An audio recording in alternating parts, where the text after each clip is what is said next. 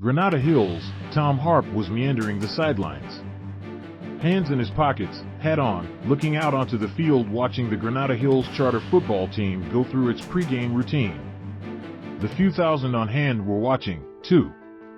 All eyes were on Dijon Stanley, a four-star recruit committed to Utah, Friday night. But very few can see what Tom Harp sees when he's watching a game at John Elway Stadium. After all, he didn't always just meander the sidelines, he used to coach from them. Brett Washington, Khalid Ali, Jamal Farmer, Jeremy Leach, Jason Wynn, Bryan Martin, Harp started listing off the top of his head.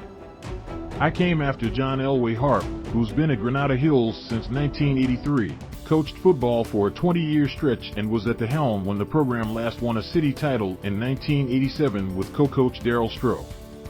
Harp wasn't quite ready to add Stanley to his all-time list of great football players, but he was glad to talk about Stanley's inclusion on the school's all-time athlete list. Dijon Stanley is really impressive, Harp said. I don't recall anyone at Granada ever being that fast. Stanley is a four-time city champion in track and field. He crowned himself king of the 200 meters, 21:53 seconds, 400, 46:94, 4x100 relay, 41:34, and 4x400 relay, 3 minutes, 25:99 seconds, last season. His performance helped Granada Hills Charter win its first ever city boys team title. He's seen a lot of athletes come through this school, Stanley said about Harp's praise. For him to say that about me gives me chills.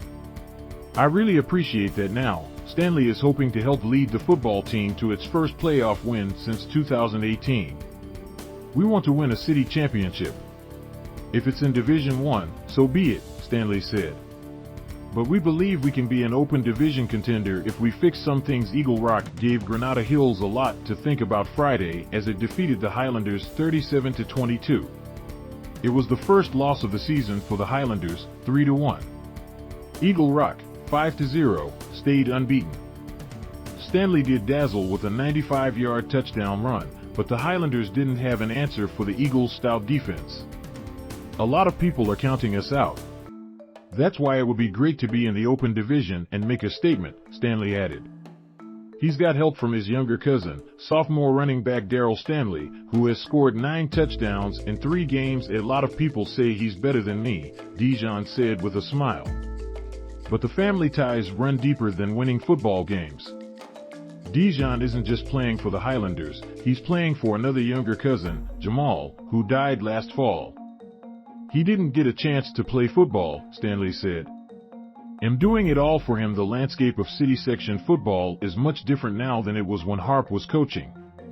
It's rare to see an athlete like Stanley stay at a city school given the rise of powerhouse private schools, especially in the San Fernando Valley.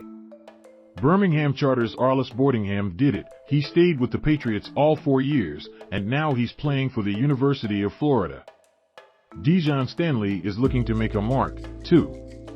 I want to leave a legacy, he said.